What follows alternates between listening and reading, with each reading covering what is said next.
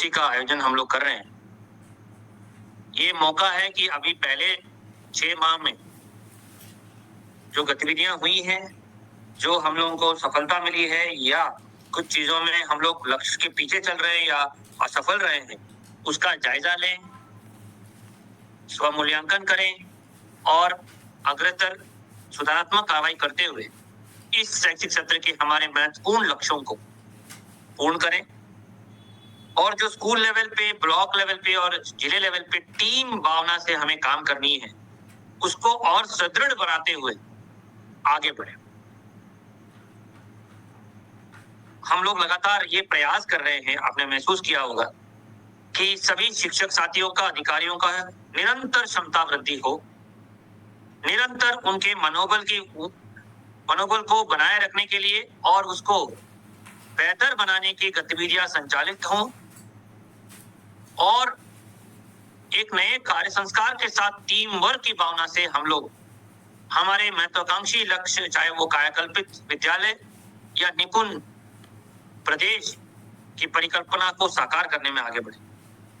इसमें हर एक team member का, शिक्षक साथी का, अधिकारियों का योगदान अति महत्वपूर्ण, अति अमूल्य है। सबसे महत्वपूर्ण बात यह है कि अंतिम कड़ी में खड़े हुए हमारे शिक्षक साथी भी हमारे सभी योजनाओं की जानकारी भलीभांति रखें, उसको गहराई में समझ रखें और एक दूसरे के साथ निरंतर साझा भी करें और प्रयासरत रहें कि अनुशासन के साथ विद्यालय संचालित करें, कटिबद्धता के साथ पाठ्यक्रम को संचालित करें, कक्षाओं का संचालन करें और एक आत्मीयता के साथ बच्चों के और अभिभावकों के साथ संबंध बनाए रखें। आज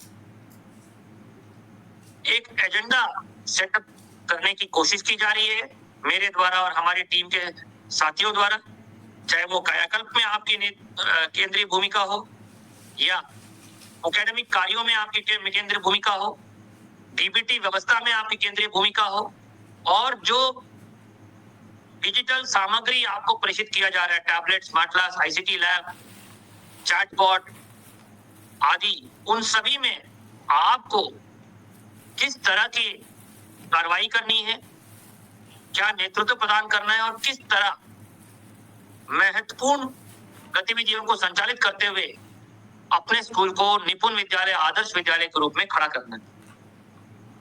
अभी जो फील्ड रिपोर्ट्स कुछ आई थी, निरंतर यहाँ से टीम जाती रहती है, हम सभी जाते रहते हैं और फीडबैक प्राप्त करते हैं कि वर्तमान में स्थिति क्या है। हमारी करीब परिकल्पना से कहीं दूर है हमारी वास्तविक स्थिति। दरअसल विद्यालय समय से ना खुलना, समय से पहले बंद होना, शौचालय और पेयजल की व्यवस्था सही रूप से ना संचालित होना, मिड डे मील के संचालन में कमी पाया जाना, छात्रों की उपस्थिति में सुधार की आवश्यकता, शिक्षकों के बीच में टीम वर्क, क्लासरूम का आवंटन, हमारे शैक्षणिक सामग्री का उपयोग की स्थिति, हर एक बिंदु में बहुत गहराई में और बहुत विस्तार में हमें काम करते हुए परिणाम देने हैं। इसीलिए ये गोष्ठी बहुत महत्वपूर्ण है। ये प्रेजेंटेशन आपको पहले से साझा किया गया है। इसके हर एक पन्ने पे, हर एक बिंदु पे अपने जनपद की, अपने ब्लॉक की स्थिति को गहराई से समझ लें। निपुण भारत मॉनिटरिंग डैशबोर्ड से बीईओ लोग, बीएसएस और सभी डिस्ट्रिक्ट कोऑर्डिनेटर और हमारी एकेडमिक टीम इसको जान लें और अपनी टीम भावना देखें। अगर कहीं ये कोई ये सोच रहा है कि मेरा लक्ष्य नहीं है, ये विभाग का लक्ष्य है, तो ये हमारे कार्य संस्कार पे बड़ी आलोचना है। सभी एआरपीस को इस वित्तीय वर्ष में लक्ष्य दिए गए कि वो कम से कम अपने 10 नॉमिनेटेड विद्यालयों को निपुण बनाए। सभी शिक्षक संकुल अपने विद्यालय को निपुण बनाएंगे, जिसकी पहले सेल्फ असेसमेंट हो रहा है और उसके बाद उसका थर्ड पार्टी असेसमेंट हो रहा है। ये मूल्यांकन हो रहा है आपका और हम सबका कि क्या हम इन विद्यालयों को बना पा रहे हैं कि नहीं। कायाकल्प में सभी विद्यालयों का थर्ड पार्टी सर्वे होगा 2 बार इस वित्तीय वर्ष में अभी आगे नवंबर में और फिर फरवरी मार्च में। और संतृप्तिकरण नहीं होगा तो हम शासन के समक्ष हमारे रिपोर्ट कार्ड जब प्रेषित करेंगे तो उत्तरदायित्व के लिए हम लोग बाध्य हो जाएंगे। पीपीटी में विद्या समीक्षा केंद्र के माध्यम से हर एक बच्चे को पैसा हस्तांतरित हुआ है कि नहीं, इसका आधार ऑथेंटिकेटेड आईटी प्रमाणीकरण हमारे पास रहेगा। ये सब लक्ष्य व्यक्तिगत भी हैं, सामूहिक भी हैं और विभागीय लक्ष्य भी। तो मेरा अनुरोध है कि अब इन लक्ष्यों को बहुत गहराई में समझें, क्योंकि इस साल का मूल्यांकन बहुत गहराई में होगा और बहुत प्रभावी रूप से होगा। चाहे वो जिले के डीएसए का हो, ब्लॉक लेवल पे बीईओ का हो, या स्कूल हेडमास्टर का हो, या सरकारी टीचर का हो। साथ ही अगर हमारे विभिन्न तरह की मूल्यांकन प्रक्रिया, चाहे स्पॉट असेसमेंट हो, सैंपल असेसमेंट हो या थर्ड पार्टी असेसमेंट में, तभी सामग्री का उपयोग ना होते हुए मिलना, या टीम वर्क ना होते हुए मिलना, या असमंजस की स्थिति, या शिक्षकों द्वारा नदारद रहने की प्रक्रिया सामने आई, तो उसके लिए भी कड़ी से कड़ी कार्रवाई हो। अभी कुछ जनपदों में जब हम लोग ने टीम भेजी थी तो कुछ तथ्य ऐसे भी मिले जो इस पवित्र कार्य को कलंकित करने की कोशिश कर रहे, उनका भी उत्तरदायित्व निर्धारित करने की कार्रवाई की जाए। कृपया करके जो विभाग के लक्ष्य निर्धारित किए गए हैं शासन द्वारा, उसको पूरे मेहनत के साथ, लगन के साथ अपने विद्यालय को पूरा कराएं, क्योंकि हर एक विद्यालय की मॉनिटरिंग करने की तकनीकी क्षमता विद्या समीक्षा केंद्र के माध्यम से हमें उपलब्ध है। और इस शैक्षणिक सत्र में ये एक क्रांतिकारी बदलाव होगा कि हर एक विद्यालय का मूल्यांकन रिपोर्ट कार्ड हमारे हाथ में रहे। इसलिए जो प्रशिक्षण अभी चलेगा उसको बहुत अहमियत देते हुए, बहुत कटिबद्धता से उसमें प्रतिभागिता करना है, उसमें दी गई जानकारियों को प्राप्त करना। अभी मैं हैरान हो जाता हूं कि इतने दिनों बाद की संदर्शिका और हमारे निर्देशिका इनके बारीकियों के बारे में शिक्षकों को सवाल पूछते हैं तो बता नहीं पाते हैं कुछ लोग, तो ये गलत बात है। तो फिर 3 साल से जो सहयोगात्मक पर्यवेक्षण हो रहा है, शिक्षक संकुल की बैठकें हो रही हैं, उसमें क्या चर्चाएं हो रही है, उसमें क्या गतिविधियां हो रही हैं, ये हमें समझना है। तो कुछ लक्ष्य मैं आपके सामने रखना चाहूंगा संक्षिप्त प्रस्तुतिकरण के माध्यम से, फिर मेरे साथी अधिकारीगण आपको विस्तार में प्रस्तुत करेंगे और उसके पश्चात मैं सभी को समाहित करते हुए इस सेशन को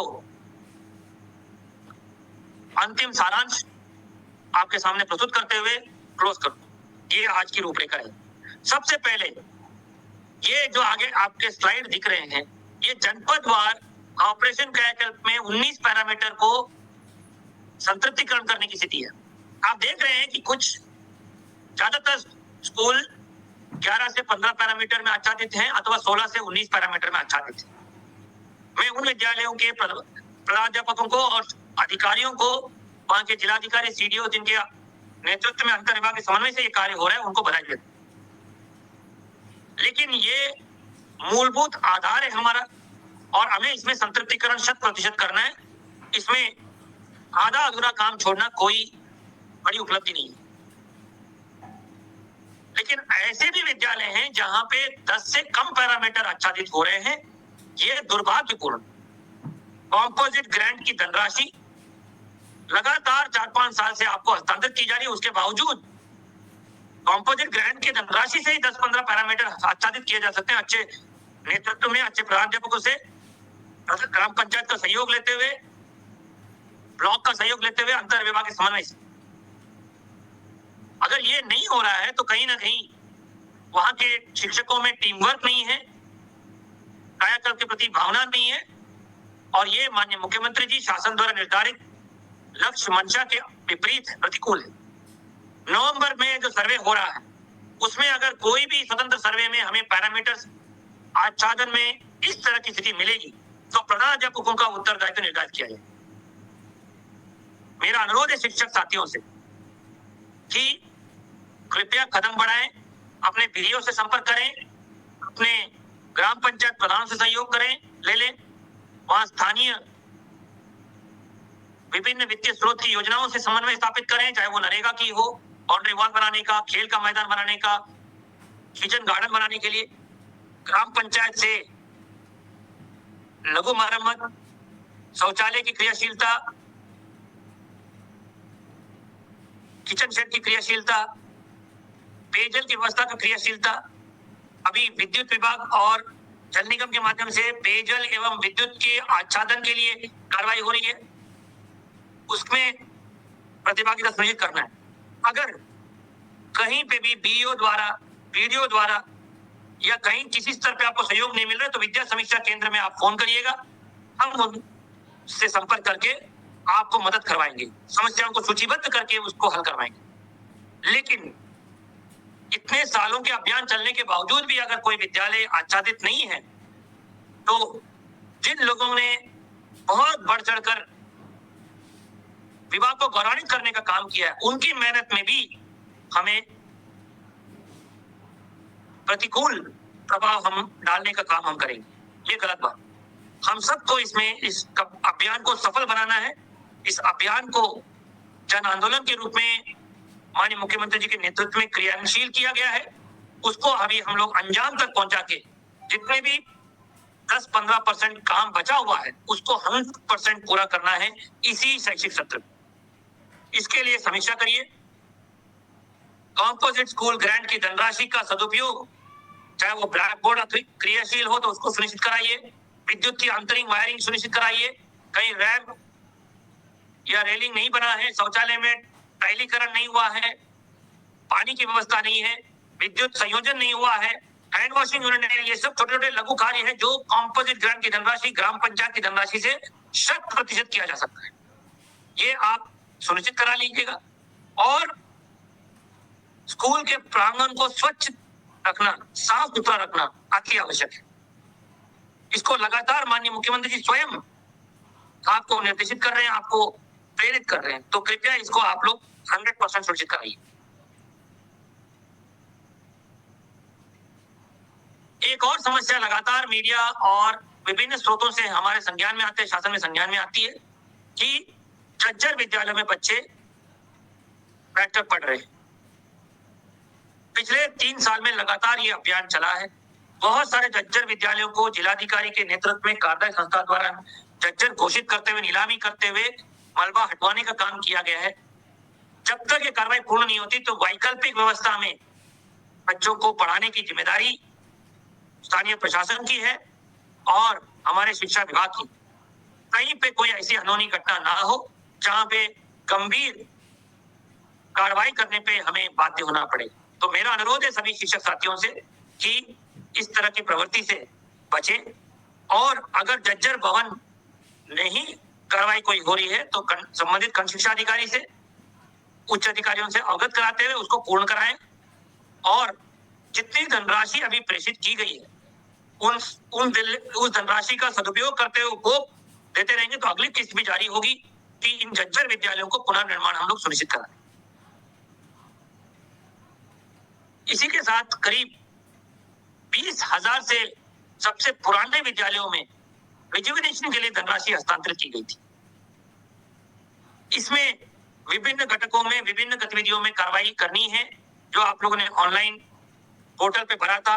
इसी वित्तीय वर्ष में ये धनराशि का उपयोग हमें करना है और 100% कार्रवाई पूर्ण करने। छोटे छोटे काम है, इसमें कोई शोषण कटौती नहीं होनी चाहिए। अगर विद्या समीक्षा केंद्र के माध्यम से आपको फोन जाएगा, निडर होके आप निसंकोचित होते हुए बताइएगा कि अगर किसी ने शोषण किया, कटौती की, आपको धनराशि हस्तांतरण करने में, और उसके पश्चात 100% उसका उपयोग करते हुए 100% गुणवत्ता पूर्वक कार्य परिसंपत्तियों का सृजन करना है ताकि हमेशा के लिए ये विद्यालय पुनर्निर्माण इनका हो जाए। इस धनराशि को भी सदुपयोग करना है। कुछ जनपदों में डीबीटी के कार्य में बहुत लापरवाही बरती गई है और शिथिलता का परिचय दिया गया है। कानपुर देहात, चित्रकूट, कानपुर नगर, सोनभद्र, गोरखपुर, इटावा, हरदोई, जालौन, महाराजगंज, आजमगढ़, ये 25 न्यूनतम प्रगति वाले जनपद है जहां अभी भी काफी मात्रा में बच्चों का या तो आधार बना नहीं है, जिसके लिए विभिन्न साधन दिए गए हैं। बहुत सारी एजेंसीज को शिविर लगाने के लिए नामित किया गया है। शासकीय एजेंसीज भी तैनात हैं, ब्लॉकों में 2-2 आधार किट उपलब्ध है, या आधार ऑथेंटिकेशन वेरिफिकेशन में अभी कमी पाई गई है, कुछ बीओ और बीएसए स्तर पर लंबित हैं, और इसमें फोटो अपलोड करने की स्थिति भी अच्छी नहीं है। कोई भी बच्चा बिना यूनिफॉर्म, जूते, मोजे, बैग और विंटर में स्वेटर के बिना ना दिखे, ये हमें सुनिश्चित करना है। चाहे वो अभिभावकों से संपर्क स्थापित करना हो, होम विजिट्स करने हो, पेरेंट टीचर मीटिंग करानी हो, अभिभावकों से छोटे छोटे समूह में टके करने हो, बच्चों के माध्यम से प्रेरित करना हो, पीयर प्रेशर डलवाने की बात हो, एसएमसी की बैठक बुलानी हो, ग्राम पंचायत से सहयोग लेना हो, विभिन्न तरह के हथियार यूज करके 100% अनुपालन हमें करना है। एक सामान्य प्रथा होती है प्राइवेट स्कूलों में, हमारे विद्यालयों में ये क्यों नहीं हो पा रहा है, मैं समझ नहीं पा। कृपया करके 100% दिवाली के पहले हम 100% बच्चों को धनराशि हस्तांतरित कर ले, ये आपको सुनिश्चित कराना है। कहीं पे इसमें कमी नहीं रहनी चाहिए।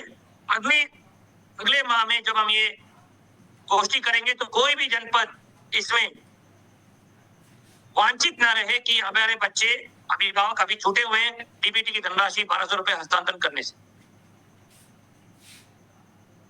एक बहुत महत्वपूर्ण रैंकिंग हम लोग कर रहे हैं 7 घटकों में, हर एक ब्लॉक का, जिसमें पीओ का मूल्यांकन, वहां की पूरी टीम का मूल्यांकन, एआरपी, शिक्षक संकुल, हेडमास्टर सभी का मूल्यांकन होगा। प्रत्येक त्रैमास पे हमारे डाइट के छात्र छात्राएं स्कूलों में जाके प्रत्येक विद्यालय का निपुण असेसमेंट करेंगे, कक्षा 1 से 5 तक की, फिर 6 से 8 का भी होगा, और ये ऐप के माध्यम से होगा, निपुण लक्ष्य ऐप के माध्यम से, और इसमें थर्ड पार्टी भी अभी जुड़ रही है। तो ये आउटकम आधारित मॉनिटरिंग हो रही है। प्रत्येक विद्यालय का हर एक 100% उस ब्लॉक में विजिट हुआ है कि नहीं, जियो फेंसिंग के साथ। क्या हमारा district task force, block task force जो एसडीएम की अध्यक्षता में और जिलाधिकारी की अध्यक्षता में है, क्या वो विजिट्स अपने टारगेट के अनुसार कर रहे हैं कि नहीं? कायाकल्प का आच्छादन प्रतिशत क्या है? कितने टीचर्स अनुपस्थित मिले, लेट आते हुए मिले, जल्दी एग्जिट करते हुए मिले, या बच्चों का एवरेज अटेंडेंस क्या रहा है उस ब्लॉक में? इन बिंदुओं पे क्वांटिटेटिव और क्वालिटेटिव एनालिसिस करके ही ये रैंकिंग हो रही है। और इस रैंकिंग में जो सबसे कम प्रगति वाले पीओज रहेंगे, ब्लॉक्स रहेंगे, उनके साथ हम लोग अलग से समीक्षा करते हुए, उनके ब्लॉकों में निरीक्षण करवाते हुए उत्तरदायित्व निर्धारित करेंगे। अगर वित्तीय अनियमितता मिलेगी तो विजिलेंस जांच तक उसमें होगी। ये सभी बीओज को इसमें अपने रैंकिंग को बहुत सीरियसली लेना पड़ेगा। डेटा इंटीग्रिटी, ट्रुथ रिपोर्टिंग सुनिश्चित करना पड़ेगा, और सबसे महत्वपूर्ण, प्रत्येक दिन इस सपने को जीते हुए इन गतिविधियों को बहुत गहराई में काम करते हुए लेवल 5 एग्जीक्यूशन दिखाते हुए क्रियान्वयन करना है। कोई कोताही इसमें बर्दाश्त नहीं करेगी। इसमें फर्जी डेटा भरने से कोई फायदा नहीं होगा, क्योंकि क्वालिटेटिव एनालिसिस भी होगा। हमारे पास एआई टूल्स इतने सोफिस्टिकेटेड हैं कि कोई नेट की परीक्षा हुई, कहां का नकल हुआ, ये भी हम लोग आसानी से पकड़ रहे हैं। तो श्रद्धा पूर्वक कटिबद्धता से काम करेंगे, वो हमारे सुपरस्टार्स हो जाएंगे, और जो प्रतिकूल काम करेंगे लक्ष्यों के, उनके खिलाफ कार्रवाई होने से कोई नहीं बचा। तो कृपया करके इस रैंकिंग को बीओ से और बीओ की टीम, चाहे वो एआरपी के साथ हो, शिक्षक संकुल के साथ, बहुत गहराई में काम करते हुए क्रियान्वयन करें। बहुत महत्वपूर्ण कार्यशाला अभी एआरपी के साथ आयोजन हुई हर जनपद में। इसमें हमने 3 चीजों के बारे में आपके साथ साझा किया है, जो हम चाहते हैं कि आप स्कूलों तक धरातल पे इसको अंगीकार कराएं और लागू कराएं। सबसे पहला कि जितना भी एकेडमिक कंटेंट है, चाहे वो टीएलएम का प्रयोग हो, चाहे वो टीचर गाइड, हमारा संदर्शिका, जिसको हम अपना गीता कुरान बाइबल मानते हैं, उसको 100% उसमें मास्टरी प्राप्त करते हुए एआरपी के माध्यम से संकुल और हेडमास्टर, स्कूल के टीचर्स तक उसको साझा करना, उसकी बारीकियों को बताना और उसको लागू करना, चाहे वो डेमोन्स्ट्रेशन क्लासेस करते हुए हो या रोल प्ले करते हुए हो या उसमें टीचर्स को आपस में प्रेरित करके पीयर लर्निंग करने की हो, कोलैबोरेटिव लर्निंग करने की टेक्निक से हो या क्रिएटिव रिस्क लेने के लिए प्रेरित करने की बात हो। दूसरा, करीब 10 से 15 टीम बिल्डिंग गतिविधियां हमने की। मैं महसूस कर रहा हूं कि फील्ड लेवल पे टीम भावना नहीं है, चाहे वो एआरपी शिक्षक संकुल के बीच में हो, बीओ एआरपी के बीच में हो, एआरपी हेडमास्टर्स के बीच में हो, हेडमास्टर्स अपने साथी शिक्षकों के साथ, शिक्षा मित्र अन्वेषकों के साथ हो, हर स्तर पर टीम वर्क संकुल में आपस में टीचर्स के बीच में हो। तो ये टीम बिल्डिंग गतिविधियां करिए, एक दूसरे को समझिए, पहचानिए, चर्चा करिए, वार्ता करिए, एक दूसरे के साथ गप्पे मारने की प्रवृत्ति हो, एक दूसरे के साथ दोस्ती रखने की बात हो, एक दूसरे के प्रतिभा पे, एक दूसरे के अभिनव प्रयासों पे गौरव करने की बात हो। ऐसी चीजों में हमें अपना टीम वर्क, टीम बिल्डिंग गतिविधियां बढ़ानी है। और तीसरा घटक, नए कार्य संस्कार अंगीकार करने की बात है। अगर हमारे 6 लाख शिक्षक ये नए कार्य संस्कार जो हमारे शासन द्वारा निर्धारित किए गए हैं, जो माननीय मुख्यमंत्री स्वयं अभिभावक के रूप में आपको अपने संवाद में बता रहे हैं, तो ये आपने अंगीकार किया तो मुझे लगता है कि बहुत बड़ा बदलाव और क्रांतिकारी परिवर्तन हमारे स्कूलों में, कक्षाओं में देखने को मिलेगा। मैं अनुरोध करूंगा, जो इन कार्यशालाओं में आप लोगों ने रोल प्ले किया, सिचुएशनल एनालिसिस किया, सिनेरियो प्लानिंग किया, टीम वर्क, टीम बिल्डिंग गतिविधियों के बारे में चर्चा की, वो संकुलों की बैठक में, आपके सहयोगात्मक पर्यवेक्षण के विजिट्स में टीचर्स के साथ साझा किया जाए। और मेरा ये मानना है कि अगर हम लोग ये 6 महीने लगातार इसको करेंगे इस सत्र में, तो ये रूटीनाइज हो जाएगा, ये एक सामान्य प्रवृत्ति, सामान्य कार्यशैली हो जाएगा। फिर हमें कोई अटेंडेंस मॉनिटरिंग की जरूरत नहीं पड़ेगी, इंस्पेक्शन व्यवस्था की जरूरत नहीं पड़ेगी, कहीं पे भी बीओ लेवल पे, बीएसए लेवल पे मॉनिटरिंग करने की जरूरत नहीं पड़ेगी, कहीं सस्पेंशन, बहाली, ये सब विसंगतियों की जरूरत नहीं पड़ेगी, कहीं पारदर्शिता के लिए नया कदम उठाने की जरूरत नहीं पड़ेगी। मेरा ये मानना है, दृढ़ विश्वास है, संकल्प है कि हमारे शिक्षक साथीगण उत्कृष्ट दक्षता के, उत्कृष्ट संभावना रखते हैं और हर एक को अगर मनोबल ऊंचा रखा जाए और एक टीम बिल्डिंग का माहौल हमने दे दिया, तो क्रांतिकारी परिणाम किसी भी प्राइवेट विद्यालय के तुलना में हमारे बच्चों को बेहतर शैक्षणिक देने में कामयाब होते हुए दिखेंगे हम। मेरा अनुरोध है कि कक्षाओं में इसको लागू करने के लिए अपनी क्षमता, अपनी सोच, हमारे बिलीफ सिस्टम्स को हमें सुधारना पड़ेगा, एकेडमिक कंटेंट की जानकारियों को बेहतर करना पड़ेगा, क्षमता वृद्धि स्वयं की करनी पड़ेगी। और मेरा ये मानना ये भी है कि सभी शिक्षक साथियों को बहुत सुखद अनुभूति होगी, बहुत आनंद और उल्लास का एहसास होगा अगर इन गतिविधियों करेंगे। आपको अपने काम पे गौरव होगा, अपने विभाग पे गौरव होगा, अपने टीम पे गौरव होगा और आपके विद्यालयों में उसका असर दिखने को मिलेगा। अपना मनोबल ऊंचा रहेगा तो सारी चीजें, व्यक्तिगत से लेके सामूहिक से लेके सामाजिक से लेके सारी गतिविधियों में आप बेहतर योगदान दे पाएंगे, बेहतर कार्यशैली का प्रदर्शन कर पाएंगे।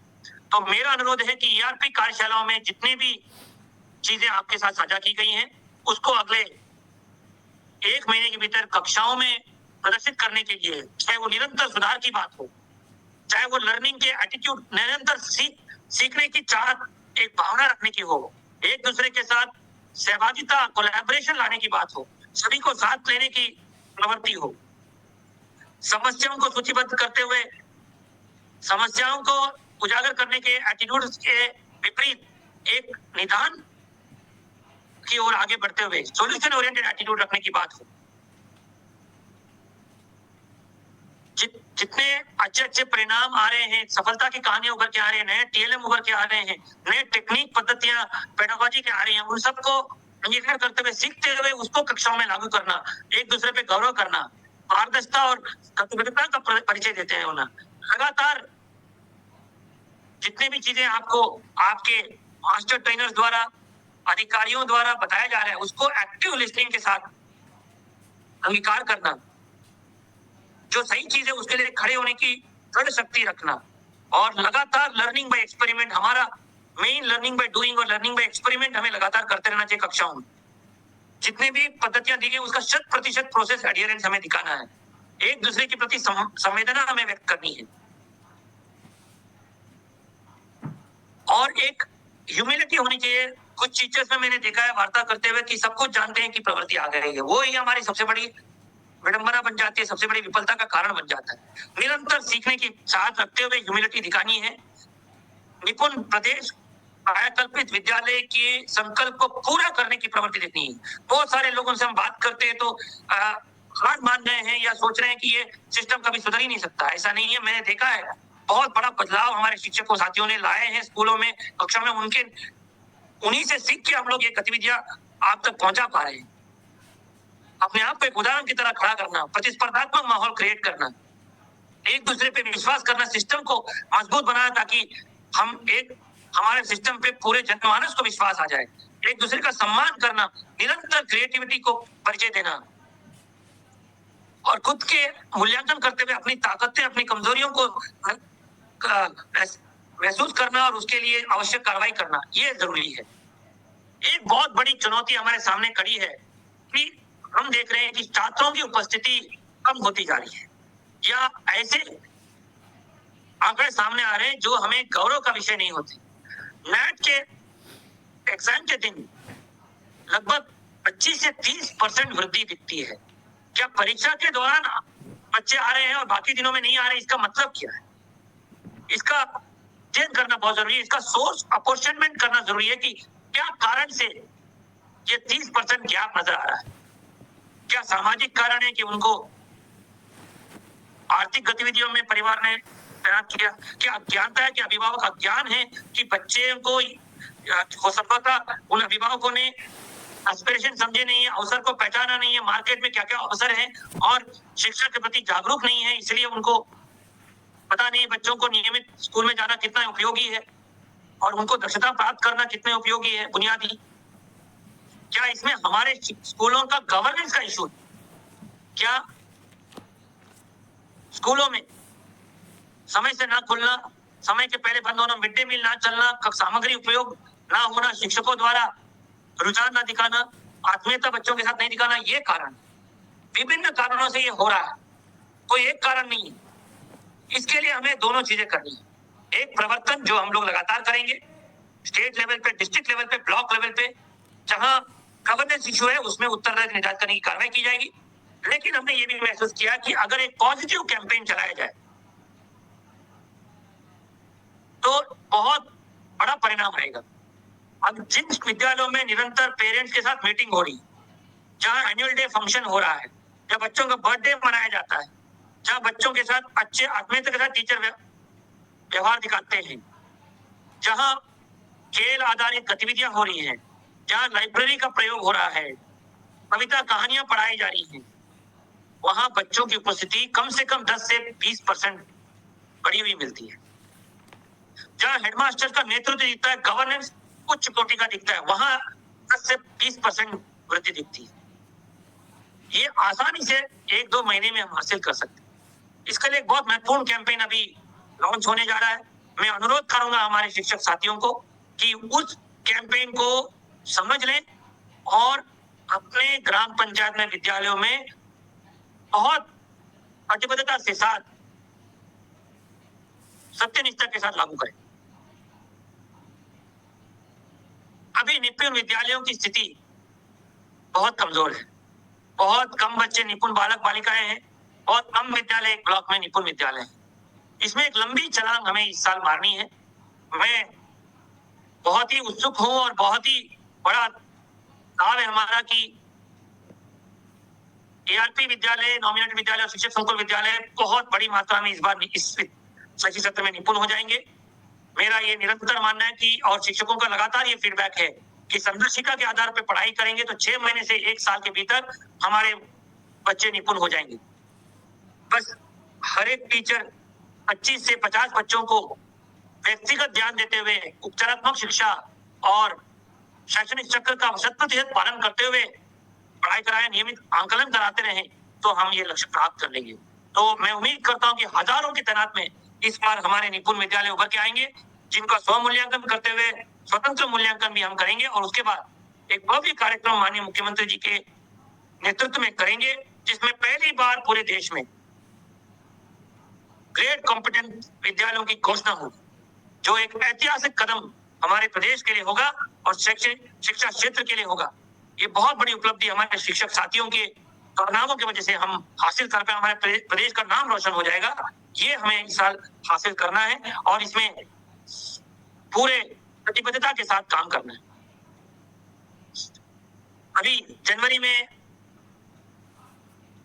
दिसंबर में आपके नॉमिनेशन के बाद स्व मूल्यांकन होगा और जनवरी में स्वतंत्र मूल्यांकन होगा, जो हमारा एक तरह से बेसलाइन होगा हर जनपद का, और फिर एक साल बाद मिडलाइन और फिर 2025, 26, 27 सत्र में हम एनलाइन करेंगे।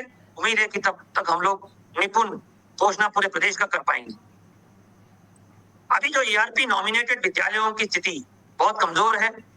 आप देख रहे हैं कि जनपदवार स्थिति 24% से 40 से 50% के बीच में बच्चे निपुण उभर के आ रहे हैं। जिन जनपदों में अच्छी पद्धतियां अपनाई जा रही हैं, प्रोसेस एडहेरेंस दिख रहा है, वहां पे बेहतर प्रतिशत बच्चों का निपुण स्पॉट असेसमेंट में सैंपल असेसमेंट दिख रहा है। ये अच्छी बात है, लेकिन मैं इस डेटा को उतना मूल्यांकन नहीं कर रहा हूं, ना विश्लेषण कर रहा हूं। मैं उम्मीद कर रहा हूं कि ये डेटा जब दिसंबर में हम लोग देखेंगे, तो अगले 2-3 महीने में जो संदर्शिका आधारित पढ़ाई, टीएलएम का प्रयोग और टीचर ट्रेनिंग का असर दिखेगा। ऑनलाइन कंटेंट, डिजिटल कंटेंट को आप प्रयोग करते हुए दिखेंगे, तो छात्र उपस्थिति, कक्षाओं में संचालन और दक्षताओं में सुधार भी हमें बहुत दिखेगा। ये एक बहुत बड़ा बदलाव है कि आप संदर्शिका के माध्यम से पढ़ाई करा रहे हैं, टीएलएम का प्रयोग करते हुए पढ़ा रहे हैं। ये प्रयोग हमें बहुत क्रांतिकारी परिणाम हर क्षेत्र में देगा, सिर्फ शिक्षा क्षेत्र में नहीं, सामाजिक आर्थिक क्षेत्र में देगा। मेरा मानना है कि ये हमारी सबसे इंपॉर्टेंट गतिविधि में से एक है एज अ स्टेट। तो मेरा अनुरोध है कि इसको हमेशा के लिए रूटीनाइज कर दीजिए कि हमारे जनपदों में, स्कूलों में, परिषदीय विद्यालयों में 100% इसका पालन हो।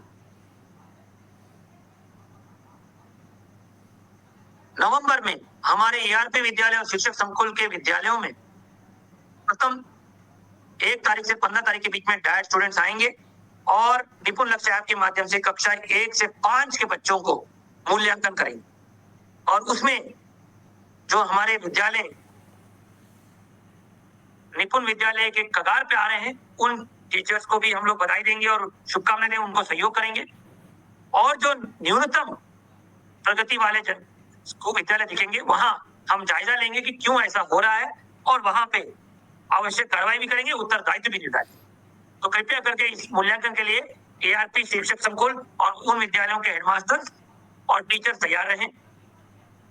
आप सब निपुण विद्यालय बनाने के टूल बॉक्स को तो जानते ही कि संदर्शिका के आधार पर पढ़ाई, निरंतर कार्य पुस्तिकाओं का उपयोग और उसमें बच्चों को राइटिंग और अन्य गतिविधियां पूरा कराना, तालिका के माध्यम से स्कूल लेवल फॉर्मेटिव असेसमेंट करना, जो बच्चे पीछे चल रहे हैं, मुख्य धारा से नहीं जुड़े हैं, उनको दैनिक चयनात्मक कार्य करना और साप्ताहिक कैलेंडर शिक्षण चक्र को 100% पालन करना।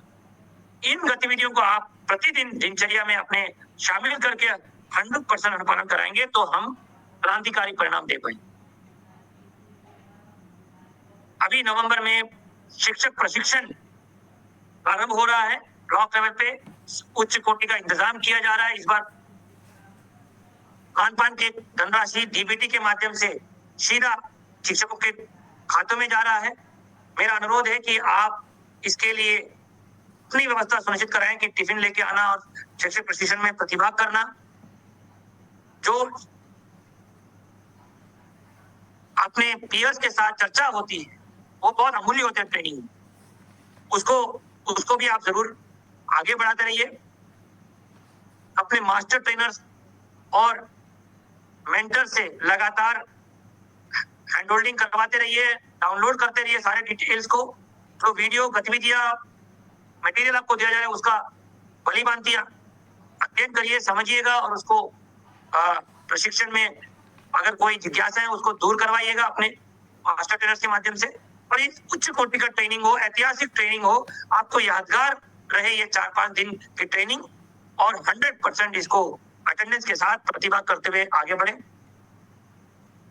एक बहुत बड़ा क्रांतिकारी परिवर्तन हम लोग ला रहे हैं जिसका शासनादेश हुआ है और जिसके लिए ऑपरेशनल आदेश आपको अभी अतिशीघ्र प्रेषित किया जाएगा। जो 12 पंजिकाएं आप एक दिन मैन्युअली भर रहे हैं उसको हम अभी प्रेरणा पोर्टल के माध्यम से, ये प्रेरणा ऐप के माध्यम से अत्याधुनिक रखेंगे ताकि एक पेपरलेस विद्यालय के रूप में आपका विद्यालय चल पाएगा और इससे नियमित अत्याधुनिक सूचनाएं प्राप्त होंगी, बहुत अच्छा विश्लेषण हो पाएगा और बहुत बड़ा परिणाम होगा। ये हर क्षेत्र में हुआ है, हम लोग पिसट ही रहे हैं और इसलिए हम लोग अभी लास्ट में ला रहे हैं। हर चीज ऑनलाइन हो गई है, चाहे रेलवे टिकटिंग से लेके पासपोर्ट से लेके इनकम टैक्स रिटर्न से लेके सब कुछ। तो हम हमारे टीचर से क्यों मैन्युअली भरवा रहे हैं चीज। तो अभी हमारे पास ये व्यवस्था है और सरल प्रक्रिया है, आप आसानी से उसको भर सकते हैं। और अभी एक टैबलेट आएगा तो इन पंजिकाओं को हम आसानी से हर विद्यालय में 2 हमारे प्रधानाध्यापक के साथ और सीनियर मोस्ट टीचर के पास टैबलेट रहेगा तो वो इसको अत्यावधिक आसानी से रख सकते हैं और आपको समय की बचत होगी, लागत की बचत होगी और इसमें बहुत बड़े परिणाम ऑनलाइन सिस्टम होने से होगा। सभी शिक्षक साथीगण जो बहुत अच्छा अपना विद्यालय चला रहे हैं, मैं उनसे प्रेरित करूंगा कि आप राह दिखाइए ताकि सब लोग सीखेंगे, सब लोग समझेंगे और उसके बाद उसमें एक तरह से ये एक सामान्य प्रक्रिया रूटीनाइज हो जाएगा हमारे प्रोसेस।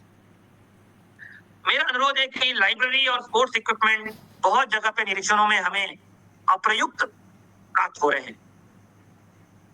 इतने अच्छी किताबें, इतने अच्छा इक्विपमेंट आपको प्रेषित किया गया है, चाहे वो गणित किट हो, विज्ञान किट हो, अभी वंडर बॉक्स आंगनवाड़ी केंद्रों में जा रहा है, FLN बॉक्स जा रहा है, 6 से 8 के लिए भी सामग्री प्रेषित की गई है। इसका सदुपयोग होना है। इसमें बहुत सारे ऑनलाइन कंटेंट भी है, इसका कैसे उपयोग करना है। रीडिंग कॉर्नर और लाइब्रेरीज के लिए मैनुअल हमने दिया है कि कैसे उसको उपयोग करना है। बहुत बड़ा बदलाव इनके माध्यम से आप कक्षाओं में, स्कूलों में ला सकते हैं। बच्चों के मनोवृत्ति में, बच्चों के मनोबल में, अभिभावकों से रुझान में, सब कुछ में ला सकते हैं। इसका सदुपयोग करने के लिए आप लोग कदम बढ़ाएं। बच्चों की उपस्थिति को बढ़ाने के लिए गतिविधियां आपको चलाना है। प्रत्येक महीने अभिभावक और शिक्षकों की बैठक अनिवार्य रूप से होना चाहिए। होम विजिट्स से बड़ा कोई हथियार नहीं है, कोई बड़ा उससे बड़ा विकल्प नहीं है। हमें करना है उनके व्हाट्सएप ग्रुप बढ़िया चले, बच्चों को खेल के प्रति रुझान करवाना, उनको सुनियोजित तरीके से खेल की गतिविधियां करवाना, नियमित ग्राम पंचायत में शिक्षक चौपाल आयोजन करना, ग्राम पंचायत का सहयोग लेना, ग्राम पंचायत के शिक्षा समिति की बैठकें नियमित आयोजन करना, SMC की बैठक नियमित रूप से होना, मिड डे मील में ग्राम पंचायत और SMC के सदस्यों को जोड़ना, विभिन्न गतिविधियां इसमें कर सकते हैं और इसमें बहुत अभिनव प्रयास भी आपके हाथों से हो सकता है। इसको प्रयोग करिएगा, बहुत आनंद होगा। ग्राम पंचायत आपका रुझान होगा, बहुत जुड़ाव हो जाएगा, बहुत बड़ी बड़ी समस्या आपकी हल हो जाएगी। इसी तरह कक्षा 6 से 8 में भी गणित, विज्ञान और अंग्रेजी के लिए विभिन्न गतिविधियां आपको दी गई हैं। गणित, विज्ञान और अंग्रेजी का मॉड्यूल दिया गया, ऑनलाइन कोर्सेस उपलब्ध है, इनको आप कृपया लागू करिए। स्विफ्ट चैट में अद्भुत कंटेंट है। जियो एम्बाइब का कंटेंट भी आपको अभी ERP और SRG को सिखाया गया है और स्कूल लेवल तक पहुंचेंगे। जहां जहां ICT लैब्स हैं, जहां स्मार्ट क्लासेस हैं, उसमें इस कंटेंट को बच्चे देखें, टीचर्स उसको देख के पढ़ाएं और जहां नहीं है तो स्मार्टफोन के माध्यम से उसका उपयोग करें। जो वीडियो लाइब्रेरी, मैथ्स प्रैक्टिस या डाउटनेट है, इन घटकों को समझें, सीखें। व्हाट्सएप चलाने के बाद ही है, ये इतना आसान है। और नियमित रूप से निपुण लक्ष्य आपके माध्यम से कक्षा 4 और 8 तक असेसमेंट प्रक्रिया करते रहे ताकि बच्चों को पता चले कि वो कहाँ खड़े हैं और उनको कितना सफर करना है अपने मंजिल तक पहुंचने के लिए। ये एक बहुत बड़ा बदलाव हम लोग ला सकते हैं। मुझे पूरा विश्वास है कि इन विभिन्न अध्यायों पे काम करते हुए हम लोग निपुण प्रदेश की ओर आगे बढ़ेंगे।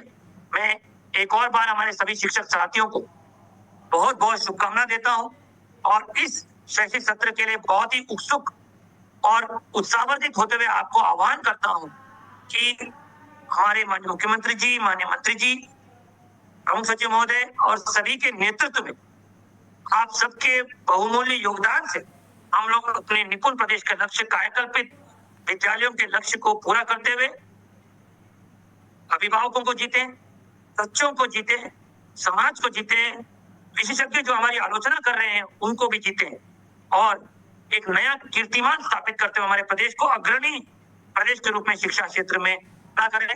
इस कामना के साथ आपको शुभकामनाएं देता हूं और हमारे अगले विशेषज्ञ को आमंत्रित करता हूं कि आपके साथ अपने विचारों को साझा करें। धन्यवाद। जय हिंद। सर, अभी आपने डीजी सर के प्रेरक उद्बोधन सुना। कायाकल्प और निपुण भारत मिशन पे हमारा क्या स्ट्रेटजी है, हमारा पाथवे क्या है और हम कैसे अभी कहाँ पे हैं और जो मंजिल हमारी है वहां पहुंचने के लिए हमें कितना रास्ता तय करना है, कैसे तय करना है। मैं आपसे बात करूंगा आज कुछ डेटा पे, कुछ डिजिटल संसाधन पे और कैसे हम डीपर लर्निंग करा सकते हैं बच्चों की। इसके लिए क्या बेहतर तरीका हो सकता है, कैसे बेहतर कर सकते हैं। हमारी जो स्ट्रेटजी है वो मूल हिस्सा उसका है क्लासरूम प्रैक्टिसेस, क्लासरूम ट्रांजैक्शंस। हमारे लक्ष्य तक रास्ता हमारे क्लासरूम से ही पहुंचता है। हम कम्युनिटी से कैसे इंटरेक्ट करते हैं, कैसे कोलैबोरेटिव एफर्ट्स करते हैं अपने शिक्षक संकुल बैठकों में और कैसे सपोर्टिव सुपरविजन को बेहतर बनाते हैं। इसके साथ साथ ही निरंतर हम कॉन्स्टेंट्स को कैसे पहचान करते हैं और साथ में कोर वैल्यूज जो हमारा निपुण भारत मिशन का लक्ष्य है उसके लिए हम क्या वर्क करते हैं और दिन रात कैसे उसी पे वर्क करते हैं। हम जो अप्रोच हमारी होती है वो एक बिल्डर्स की अप्रोच होती है कि हम कितना स्ट्रेटजी पे कैसे हम नैदानिक रूप में निदान के लिए काम करते हैं और कैसे स्ट्रेटेजिकली वर्क करते हैं। ये सारी चीजें अगर हम करें, हम डेटा को देखें, डिजिटल संसाधनों का उपयोग करें, बच्चों को डीपर लर्निंग कराएं, क्लासरूम प्रैक्टिसेस को अच्छा करें, कम्युनिटी से संपर्क करें, निरंतर संपर्क करें, कोलैबोरेटिव एफर्ट्स करें और साथ में एक बिल्डर्स अप्रोच अपनाएं तो अटेंडेंस और बच्चों का ग्रेड कॉम्पिटेंसी निश्चित रूप से ही बेहतर होगी। मैं आज आपसे इन्हीं ABCD पे बात करने वाला हूँ। आप सर ने भी आपसे डिस्कशन किया स्पार्ट असेसमेंट में जो हमारा डेटा आ रहा है। आप देखेंगे कि अमरोहा, अयोध्या, बुलंदशहर, चित्रकूट ऐसे जनपद हैं जहां पे हम 30% भी बच्चे निपुण नहीं है और आप कुछ जनपद देखेंगे जहां पे हम केवल उन्नाव, वाराणसी, सोनभद्र, सुल्तानपुर जैसे जनपद हैं जहां पे हम 60% के ऊपर हैं। इसका मतलब हमें अभी बहुत एफर्ट करना है और जो हमारी क्लासरूम की स्ट्रेटजी है, जो हमारी आपसे जो टूल्स शेयर किए गए हैं वो इतने पावरफुल एक्सीलरेटर हैं कि यदि हमने उसको इम्प्लीमेंट किया तो हम ये रास्ता अभी जो हमारा नवंबर दिसंबर का विंटर वेकेशन के पहले का समय है, यदि उसमें भी हमने अपने टाइम एंड मोशन सही रखा, अपना बेस्ट एफर्ट किया, इस टाइम में भी हम बच्चों को ग्रेड कॉम्पिटेंसी का लक्ष्य प्राप्त करा सकते हैं। आप ये जो डेटा देख रहे हैं ऐसा ही डेटा हमारा है स्पार्ट असेसमेंट का जो आ रहा है डेटा आपका जो ARP और शिक्षक संकुल के विद्यालयों का है। जो 10 स्कूल्स आपको बनाना है, जो लक्ष्य दिया गया था ARP और शिक्षक संकुल को कि हमारे इतने विद्यालय हमें लक्ष्य मिले हैं और मध्यम श्रेणी में इतने विद्यालय हैं। नेक्स्ट स्लाइड करिएगा और सुंदरा, नेक्स्ट प्लीज। संघर्षशील अभी आप जो हमारे टॉप 5 डिस्ट्रिक्ट्स हैं आपके गौतम बुद्ध नगर, मैनपुरी, जौनपुर, कुशीनगर, संभल और बॉटम 5 बांदा, कौशाम्बी, संत कबीर नगर, बागपत, शामली। ये दिखा रहा है कि हमारे पास अभी चैलेंजेस काफी हैं। इवन जो टॉप मोस्ट डिस्ट्रिक्ट्स हैं वहां भी चैलेंजेस हैं और जो बॉटम डिस्ट्रिक्ट्स हैं वहां पे भी। इनमें हमें दिन रात डेली एफर्ट करना है और उसी स्पिरिट से करना है कि हम हर दिन लास्ट डे से कुछ बेहतर, कुछ अतिरिक्त करेंगे, तभी हम ये जो हमें अवसर मिला हुआ है उसको हम इन बच्चों को ग्रेड कॉम्पिटेंट बना पाएंगे। और यदि हमने ये अवसर गंवा दिया, एक अवसर गंवा देना मतलब अवसरों की श्रृंखला गंवा देना है। इसलिए हम डेटा इनसाइट्स को देखें और इस पे निरंतर वर्क करें कि ये डेटा इनसाइट्स हमें क्या बता रहे हैं। इसका मतलब है कि हमारी क्लासरूम प्रैक्टिसेस में वो चीजें अभी भी इम्प्लीमेंट नहीं हो पा रही हैं जो हमारा कोर इशू है, कोर नैरेटिव है कि हम संदर्शिका को लागू कर लें, हमारी विंटर विजिट्स के माध्यम से उसको स्कूल्स को, टीचर्स को सपोर्ट कर पाए, बच्चों को दक्षताओं को प्राप्त करा पाए, शिक्षकों की बेस्ट प्रैक्टिसेस का आदान प्रदान, इसका मतलब उस लेवल पे नहीं हो पा रहा है जो इसके लिए रिक्वायर्ड है। क्लासरूम ट्रांसफॉर्मेशन कर दिया गया है, चाहे वो कायाकल्प के माध्यम से हो या प्रिंटेज एटमॉस्फेयर दिया गया हो या किट्स देनी हो या पूरी स्ट्रेटजी कि हम ऑन साइट सपोर्ट कैसे दे रहे हैं, बेस्ट प्रैक्टिसेस की शेयरिंग के लिए, पीयर लर्निंग के लिए हमारे पास संकुल बैठ के हैं। हमारे पास आइडिया है तो हम अकेले क्यों रहें, हम आए, अपने आइडिया को आजमाएं और एक दूसरे से शेयर करें, जिससे कि हम जिसमें हमारी एक्सपर्टीज है उसमें अपने सारे साथियों, शिक्षक साथियों के साथ एक बेहतर नेटवर्क बना करके बेहतर आउटपुट दे पाए। और इसमें जितना हम प्योर डेटा अपना रखते हैं उतना ही बेहतर हम एफर्ट दे पाते हैं और हमारा नजर होती है कि हम अभी कहाँ पिछड़ रहे हैं, अमुक स्कूल्स के इतने बच्चों में पिछड़ रहे हैं या इस ब्लॉक में इतने स्कूल्स में हमें एक्स्ट्रा एफर्ट करना है, या एट अ डिस्ट्रिक्ट हमें अगर जिले के रूप में बीएसए है तो उन्हें पूरा का पूरा डेटा डेली अपने ऑफिस में डिस्प्ले होना चाहिए कि उन्हें कहाँ पे ज्यादा फोकस करना है, किस ब्लॉक में, किन स्कूल्स पे कितने, उन्हें पता चलना चाहिए उनका डेली का टारगेट कितना है, अभी उन्होंने कितनी यात्रा कर ली है, कितनी यात्रा बाकी है। ऐसे ही बीओ को सिर्फ बीओएसटी मीटिंग का रिव्यू का पॉइंट नहीं है, ये आपको डेली उस पर वर्क करना है कि हमारे विद्यालय में अगर 200 विद्यालय हैं तो अभी हमारा कितना मध्यम श्रेणी में है, कितना हम निपुण है, कितना संघर्षशील पे हैं, जिससे कि क्लासरूम प्रैक्टिसेस को हम अच्छे से लागू कर पाए, चाहे वो डेटा रिव्यू के माध्यम से, बैठकों के माध्यम से या संकुल बैठकों के माध्यम से या सपोर्टिव सुपरविजन के माध्यम से। आपके साथ सबसे अच्छे टूल्स, सबसे अच्छी स्ट्रेटजी शेयर की गई है।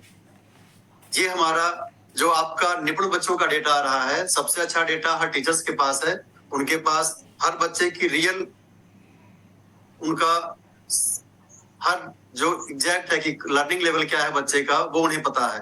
तो उसी हिसाब से जो आपको टीएलएम है, संदर्शिका है, यदि आप सपोर्ट कर पाते हैं तो एक अच्छा क्लासरूम आप ट्रांजैक्ट कर लेते हैं, बच्चों को ग्रेट कॉम्पिटेंट बना लेते हैं। इसके साथ ही मैं आपसे जो डिजिटल संसाधन पे बात करूंगा, नेक्स्ट स्लाइड प्लीज।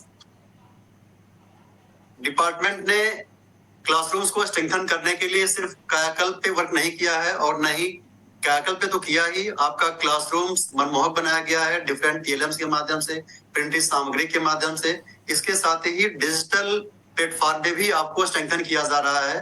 ये डिजिटल प्लेटफॉर्म जो है वो टीचर्स के लिए, बच्चों के लिए कैपेसिटी बिल्डिंग का इशू है। अभी का जो समय है वो हर बच्चे को इससे हमें जोड़ना ही जोड़ना है, ताकि उनके कैरेक्टर में ये बिल्ड हो सके, उनकी पर्सनालिटी डेवलप कर सके। इसके लिए फर्स्ट फेज में हम लोगों ने सारे प्राथमिक स्कूल्स पे 2 टैबलेट उपलब्ध कराए हैं। कुछ जहाँ पे आपका यूडाइस डेटा में रिपोर्टिंग नहीं थी, वहां पे ऐसे 10,375 स्कूल्स में सिंगल टैबलेट गए हैं, और 880 आपको आईसीटी ब्लॉक्स में दी जा रही है, इंस्टॉल की जा रही हैं, और टोटल 6,000 के आसपास स्कूल्स हम लोग इस साल के अंदर कवर कर रहे हैं। और इसके साथ ही फेज वाइज में फर्स्ट फेज में 18,381 स्मार्ट क्लासेस, और by the end of this year हम लोग 22,260 आपको upper primary school smart classes से सैचुरेट करने जा रहे हैं। ये एक बड़ी छलांग है डिपार्टमेंट की डिजिटल प्लेटफॉर्म पे, एक नए युग का सूत्रपात हो रहा है, जहां पे इतना बड़ा आपको डिजिटल संसाधन उपलब्ध कराया जा रहा है। ये डिजिटल संसाधन अपने आप में डिजिटल कंटेंट के साथ हैं, हमारी पूरी स्ट्रेटजी के साथ हैं कि आपको दीक्षा पे क्या कंटेंट मिलना है, JMY का कंटेंट मिलना है, IIT गांधीनगर का कंटेंट मिलना है, तो बच्चे ICT में निरंतर प्रैक्टिस कर सके, उन्हें डेडिकेटेड टाइम दीजिए और ऐसा डिवाइड करिए कि हर बच्चे को कुछ टाइम मिल पाए। आपकी समय सारणी ऐसी बननी चाहिए, हर बच्चे को पर्याप्त मौका मिल पाए। और यदि आपको किसी टीचर को कोई चैलेंज फेस आता है तो ऐसे शिक्षकों के साथ नेटवर्क बनाएं। शिक्षक संकुल बैठकों में ऐसे टीचर्स के माध्यम से पीयर लर्निंग करें कि हम बच्चों को कैसे बेहतर एंगेज कर सकते हैं, कि उन्हें इसका वो जब उनकी अपने पढ़ाई की जर्नी में कभी ये बाधक तत्व ना आए कि डिजिटल से उन्हें कोई हेजिटेशन हो और वो बेहतर एफर्ट कर पाए। तो निश्चित डेडिकेटेड टाइम दीजिए। और इसके 2 पक्ष हैं, एक तो सुरक्षा संरक्षा करना है और दूसरा डिजिटल कंटेंट का डेली यूज करना है। टीचर्स ट्रेनिंग कैसे हम बेहतर बना सकते हैं, कैसे हम बच्चों को बेहतर कंटेंट दे सकते हैं। Next slide Vasundhara please. और ट्रेनिंग, टीचर्स ट्रेनिंग को भी इससे हम बेहतर बना सकते हैं। बच्चों को रोस्टर बना करके अभ्यास करा सकते हैं, बच्चों का कंटिन्यूअस असेसमेंट कर सकते हैं। ये हमारे लिए एक नया प्लेटफॉर्म है जिससे हमारा स्कूल ट्रांसफॉर्मेशन दिखेगा और कम्युनिटी में हमारा जो रीच है, जो एक्सेस है, और बेहतर बनेगी, उनका हम पे विश्वास बढ़ेगा। इसके साथ ही डेटा और डिजिटल प्लेटफॉर्म के साथ मैं आपसे बात करूंगा अटेंडेंस पे, कि कैसे हम लोगों ने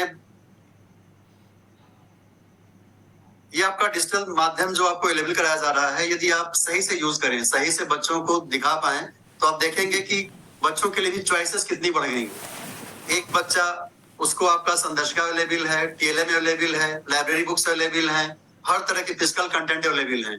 लेकिन यदि जब आप इन्हीं के साथ डिजिटल कंटेंट में आते हैं, मान लीजिए जैसे आपको प्रकाश संश्लेषण पढ़ाना हो, तो आपने एक बार बच्चे को उसके बारे में जानकारी दी, फिर उसको आपने एक सारी सामग्री जुटा के दे दी कि ऐसे वर्क करना है, और फिर वीडियो दिखाया, और फिर बच्चों की जिज्ञासाओं को दूर किया, उनके प्रश्नों को दूर किया। तो ये डिजिटल फिजिकल दोनों को कनेक्ट करके जब आप बच्चों को दिखाते हैं, तो ये उनपे एक अमिट छाप बन जाती है, जिससे वो अपनी चॉइस की लर्निंग करते हैं और ओनरशिप लेने लगते हैं। यही उनकी डीपर लर्निंग को आगे लाता है। वो बच्चे डीप डाइव करते हैं, वो केवल कंज्यूम नहीं करते इंफॉर्मेशन को या चीजों को, वो देखने से, watching a video, listening to audio की जगह वो क्रिएशन की भूमिका में आ जाते हैं। आप बिग बुक्स की कहानी उन्हें सुना रहे हैं, पढ़ा रहे हैं, हो सकता है कोई बच्चा अच्छी कहानी खुद करने लगे जब वो वीडियो देखता है। जब आप उसको एंगेजिंग एनवायरनमेंट देते हैं, तो बच्चा कंज्यूम से क्रिएशन की तरफ, क्रिटिकल थिंकिंग की तरफ डेवलप करता है। और ये जब आप इतना कुछ करते हैं, तो बच्चे की जो परफॉर्मेंस होती है, टीचर्स जब क्लासरूम्स में कुछ अच्छा करते हैं, तो उसकी गूंज केवल बच्चों तक नहीं होती है, उनके पेरेंट्स तक नहीं होती है, ये सहज रूप से ऑटोमेटिकली कम्युनिकेट होता है हमारे पेरेंट्स तक, हमारी कम्युनिटी तक, और फिर उनका जो हमारे पे कॉन्फिडेंस बिल्डिंग होती है, ये हमारी अटेंडेंस बढ़ाती है कि हम क्या क्या प्लेटफॉर्म लेके आए हैं बच्चों के लिए, हमारा कितना स्ट्रक्चर्ड प्रोग्राम है, कितनी हमने डिजाइन किया हुआ है, टेक प्लेटफॉर्म दिया हुआ है बच्चों के लिए। ये सब रिफ्लेक्ट होता है बच्चों के लर्निंग लेवल पे, और साइमल्टेनियसली उनकी अटेंडेंस को भी ये इम्प्रूव करता है। Next please. अभी सर ने भी डिस्कशन किया कि हमारी अटेंडेंस अधिकांश जनपदों में काफी चैलेंजिंग है। 50% बच्चे हैं, तो इसका मतलब हमने टारगेट को ही अपने आधा कर लिया है। हमारा टारगेट होना चाहिए 100% बच्चे आए, 100% बच्चे ग्रेड कॉम्पिटेंट बने। जब हम अपने टारगेट को इस रूप में लेंगे, तो हमारा एफर्ट भी वैसा ही रहेगा। फिर हम कम्युनिटी से बेहतर सपोर्ट प्राप्त कर पाएंगे, क्योंकि हम सारे बच्चों को अपने पास रखेंगे। इसके लिए हमारी स्ट्रेटजी क्या हो सकती है? हमारी स्ट्रेटजी के हिस्से हैं, एक स्टूडेंट है, एक टीचर है, और फिर परिवेश है। ये पूरा का पूरा जो हमारा तरीका है समुदाय को जोड़ने का, जितना बेहतर आपका समुदाय से रिश्ता होगा। सबसे पहला है कि हम बच्चे की देखभाल कैसे करते हैं, उसको कितना सपोर्ट करते हैं, समुदाय से कितना आत्मीय रिश्ता रखते हैं। ये हमारे पूरे क्लासरूम्स की, स्कूल कल्चर की ये नींव है, सबसे बड़ी नींव है। यदि हम पेरेंट्स को रिस्पेक्टफुली एड्रेस करते हैं, उन्हें प्रॉपर बता पाते हैं बच्चों की अचीवमेंट के बारे में, और क्या फीडबैक पेरेंट्स का है, वो जब हम खुद लेते हैं, एड्रेस करते हैं, और हम अपने मिशन के लिए कि हमें इस समय सीमा तक सारे बच्चों को ग्रेड कॉम्पिटेंट बनाना है, हमारा विजन है कि बच्चों का फ्लो रीडिंग का, अरिथमेटिक, मैथ्स का ये हो जाए, बच्चे इतने अनुच्छेद का 75% सॉल्व कर लें। और जब हम कोर वैल्यूज के लिए जीते हैं, हर दिन कार्य करते हैं और कुछ अतिरिक्त टाइम देते हैं, तब हमें अपना परिणाम प्राप्त हो पाता है। Next please. इसके लिए सबसे अच्छा तरीका है हम होम विजिट्स करें, हम पेरेंट्स से निरंतर मिलें, उनको अपनी जो क्लासरूम की स्ट्रेटजीज है, जो बच्चों का लर्निंग लेवल है, वो शेयर करें, क्लासरूम्स की प्रैक्टिसेस बताएं, हम क्या ये बताएं, और परिवेश जितना बेहतर रखेंगे, हमारी अवस्थापना सुविधाएं कैसी हैं, एक खूबसूरत मनमोहक वातावरण का हमने स्कूल दिया हुआ है, हमारी पॉजिटिव एनर्जी है, और हम एक स्ट्रेटजी के रूप में डिपार्टमेंट शिक्षक संकुल में शेयरिंग कर रहे हैं, सपोर्टिशन के रूप में हमारे पास बेस्ट मेंटर्स हैं। ये जब सब हम कुछ करते हैं और निरंतर कांस्टेंट से फोकस करते हैं, सिर्फ नहीं कि कांस्टेंट्स को हमने देखा, उन्हें चिन्हित किया और वो दूर किया, चाहे वो अवस्थापना से रिलेटेड हो, या हमारी टीचिंग टेक्निक में कोई चैलेंज हो, या हम किसी बच्चे को नीड को समझ पा रहे हैं बट एडजस्ट नहीं कर पा रहे हैं, तो सपोर्टिव सुपरविजन या संकुल के माध्यम से हम कितना बेहतर बना पा रहे हैं। तो हमेशा स्ट्रेटेजिकली वर्क करते रहना हमारे लिए एक अच्छा रहता है और हम बच्चों को ग्रेड कॉम्पिटेंट बना लेते हैं और तभी हमारा अटेंडेंस भी बेहतर होता है। Next please. कुछ मैं आपसे प्रश्न आपके सम्मुख छोड़ जा रहा हूं। हम कैसा शिक्षक बनना चाहते हैं? क्या वर्षों बाद हमारे बच्चे हमें याद रखेंगे हमारी काबिलियत के लिए, हमारे अपने परफॉर्मेंसेस के लिए कि हमने उन्हें जीवन में वो सपना दिया, हमने उस अवसर की क्षमता का राह उन्हें दिखाया? क्या हमारे अपने एफर्ट के लिए, हमारे अपने प्रयास के लिए बच्चे हमसे वापस मिलना चाहेंगे? क्या मैं ऐसी लेगेसी छोड़ के जा पा रहा हूं कि बच्चे हमें आजीवन याद कर पाए? और एक क्वेश्चन और ये कि क्या चाहे हमारे बच्चों को कोई भी विकल्प मिले, कितने बेहतर विकल्प मिले, बच्चे हमारी ही क्लासेस में रहना चाहेंगे या वो अगर उन्हें विकल्प मिले तो वो किसी और कक्षा को ऑप्ट करना चाहेंगे? ये ऐसे प्रश्न हैं जो मुझे प्रेरित करेंगे, आपको प्रेरित करेंगे कि मैं कैसा शिक्षक बनना चाहता हूं अपने बच्चों को, अपने पेरेंट्स के लिए, अपने खुद के लिए, कि जब हम आप कभी रिटायर हो जाएं तो हम किन बातों पे गर्व कर सकें जो हमें अंतिम समय में भी मुस्कुराहट दे सकें, और ये बच्चे हमें जब आके बताएंगे कि हाँ हमने परिवर्तन, उनके जीवन में हम परिवर्तन के कारक रहे हैं, हमारे चलते ये हुआ है। और ऐसा नहीं, ऐसा शिक्षकों ने करके दिखाया है, ये कोई फिलॉसफी की बात नहीं है।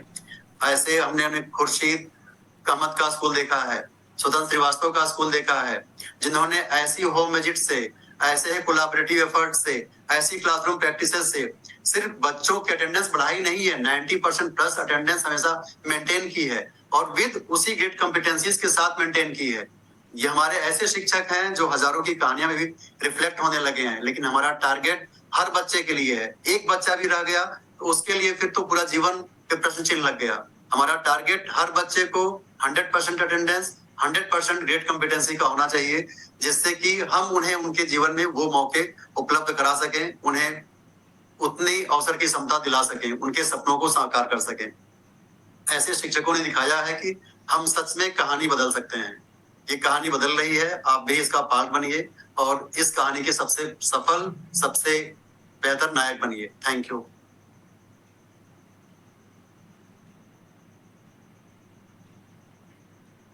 बहुत बहुत धन्यवाद आनंद जी, हमें निपुण भारत मिशन के बारे में बताने के लिए और हमें आईसीटी, स्मार्ट क्लास और टैबलेट्स के प्रभावी उपयोग के बारे में बताने के लिए।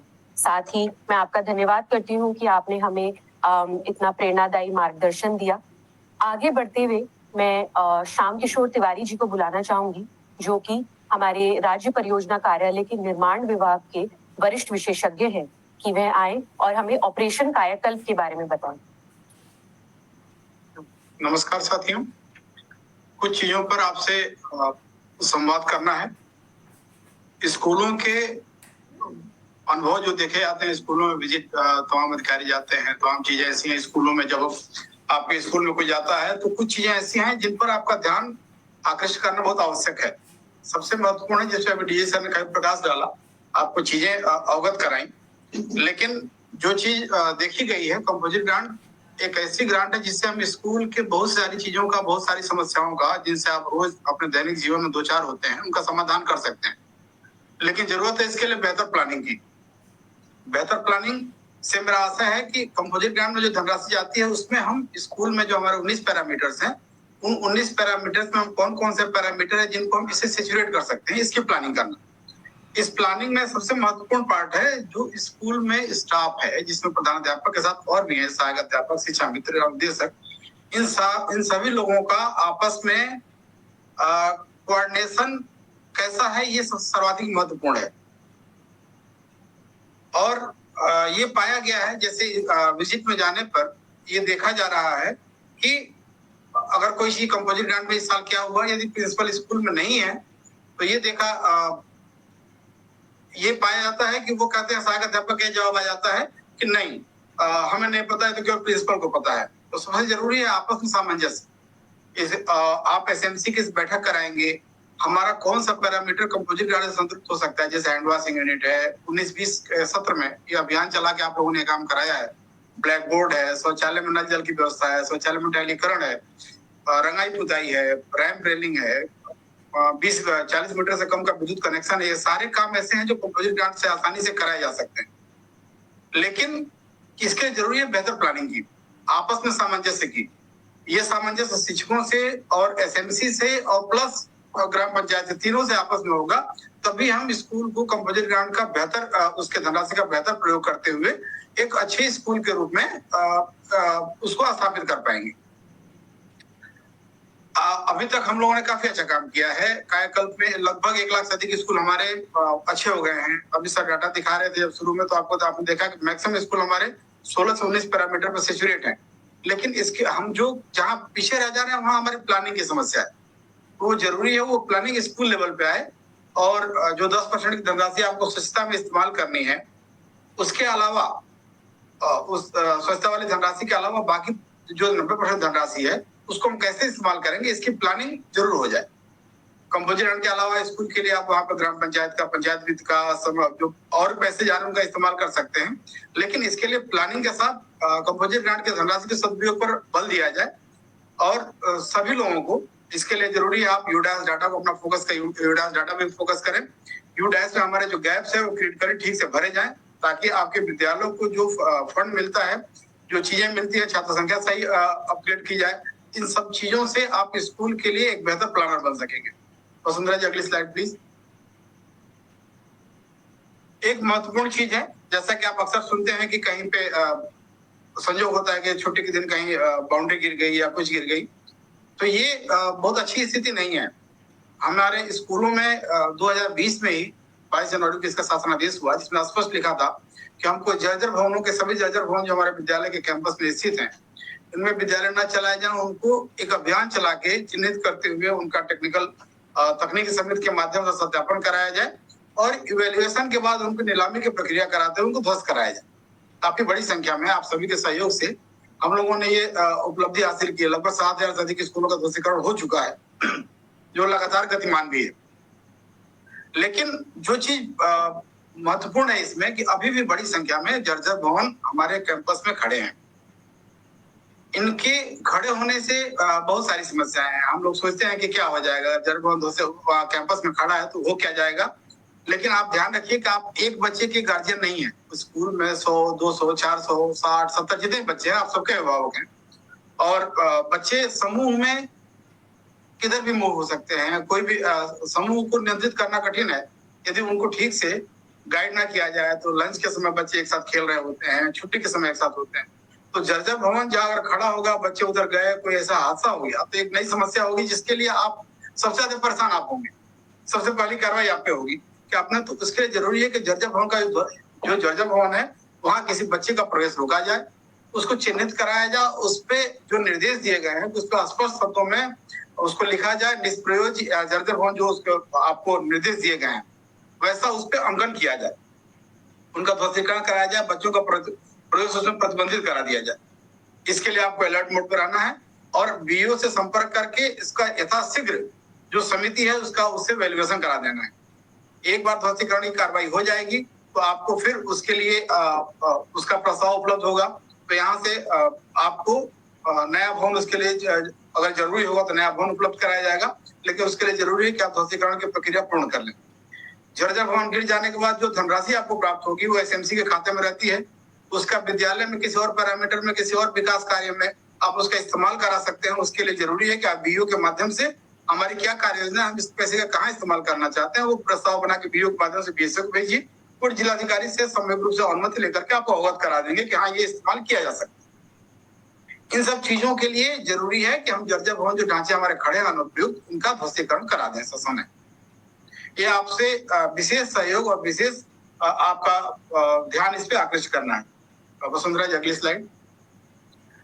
ये एक महत्वपूर्ण कार्य है, जैसा कि सर ने बताया कि लगभग 20,000 स्कूलों के लिए जो पुराने स्कूल हैं उनमें रिजुवनेशन का पैसा धनराशि प्रेषित की गई है। इनमें बहुत सारी मदें हैं, जैसे बालक बालिका शौचालय है, दिव्यांग शौचालय है, बाउंड्री वॉल है, बृहद मरम्मत है, छत की मरम्मत है। ऐसे कई से कार्यों के लिए आपको विद्यालयों को धनराशि प्रेषित की गई है। यहाँ पे थोड़ा ध्यान देने की आवश्यकता है आपको। इसमें जैसे छत हमारे शायद विद्यालय स्ट्रक्चर का हम लोगों की लापरवाही से, हम लोगों से मतलब है, मैं आपके साथ अपने आप को भी सम्मिलित करूंगा, लापरवाही सबसे कमजोर पार्ट हो जाता है। छत की सफाई बरसात के पहले न होने से एक समस्या होती है, छतों पे धूल मिट्टी जमा होती है, फिर उनमें पौधे उगते हैं, फिर वो अपने साथ पानी को समेट करके छतों को कमजोर करते हैं।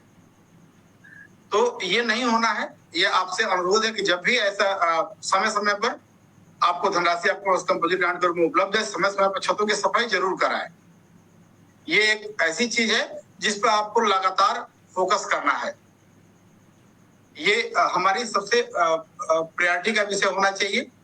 इनमें जो पैसा आपको गया है उसका नियमानुसार उपभोग करना है। इसमें आप डीसी सिविल का सहयोग लेंगे। यदि कहीं कोई समस्या आती है तो बीओ साहब के माध्यम से उनसे संपर्क करेंगे और इस धनराशि को जब भी आपको उपलब्ध कराई जाती है उसके बाद यथाशीघ्र नियमानुसार इसका उपभोग सुनिश्चित करेंगे। इसमें ये चीज ध्यान रखेंगे कि हमको प्रक्रियागत चीजों का पालन करना है। पहले काम करने के पूर्व हमको जियो टैग फोटोग्राफ उपलब्ध कराना है, फिर कार्य के दौरान और कार्य के बाद। इसके लिए आपको प्रेरणा एप्लीकेशन पर डाटा जो अपलोड करना है आपको, वो उसका ऑनलाइन ट्रेनिंग सबको उपलब्ध कराई जा चुकी है। तो ये जरूर ध्यान देना है। ड्राइंग डिजाइन सबको भेजा गया है। यदि कोई समस्या आती है तो अपने खंड से अधिकारी से और अपने जिला समन्वयक से आप इस बारे में तत्काल संपर्क कर लें। यदि उन्हें कोई समस्या होगी तो वो राज्य परियोजना कार्यालय में संपर्क कर लेंगे और उनकी समस्या का समाधान कर दिया जाएगा। एक महत्वपूर्ण चीज है जो इन स्लाइड्स के अलावा आपसे संपर्क करना है, आपसे साझा करना है हमारे शिक्षक साथियों से।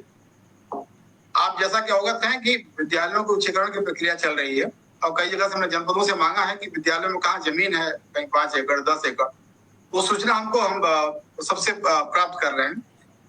आपसे एक अनुरोध है कि यदि आपको ऐसा लगता है कि हमारे स्कूल में कृषि फार्म के रूप में या कहीं ऐसी जमीन जो विद्यालय प्रयोग नहीं कर रहे हैं, प्रयोग कर रहा है, आपको लगता है कि ये जमीन विभाग को पता नहीं है या हमारे खंड से अधिकारी साहब नहीं बता रहे हैं, तो ऐसी सूचना आप खंड से के अधिकारी के माध्यम से या सीधे डीसी को उपलब्ध करा सकते हैं, ताकि भविष्य में उच्चीकरण का यदि कोई प्रक्रिया होती है तो आपके स्कूल को भी उसमें सम्मिलित किया जा सके।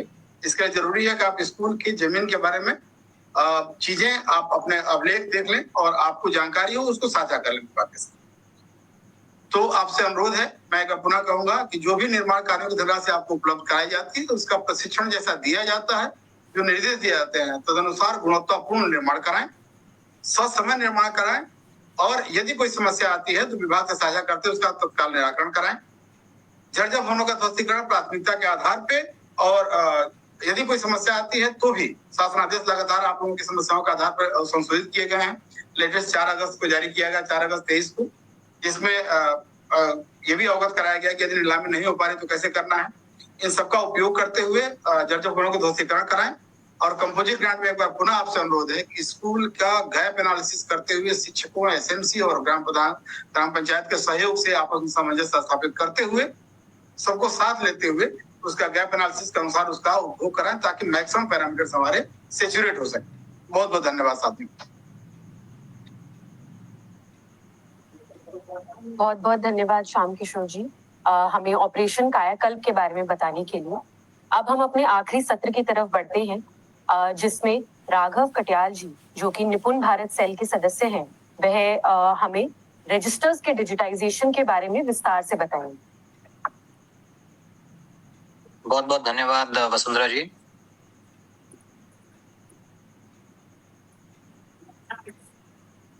सभी जुड़े इस YouTube सत्र में जुड़े अधिकारियों को, शिक्षक साथियों को मेरा नमस्कार। पंजिकाओं को डिजिटाइजेशन के ऊपर 5 मिनट में आपका समय लूंगा। तो सबसे पहले तो हमारे को ये जानने की जरूरत है कि विद्यालय संचालन में पंजिकाओं की बहुत अहम भूमिका है। आप सब इसके बारे में भली भांति अवगत हैं। अगस्त 2020 से पहले का आपको दृश्य दिखाना चाहता हूं, जहां पे प्रति विद्यालय करीब 40 के अधिक पंजिकाएं संचालित थी। इसके कारण पंजिकाओं के रखरखाव के कारण शिक्षकों पर बहुत बोझ पड़ता था।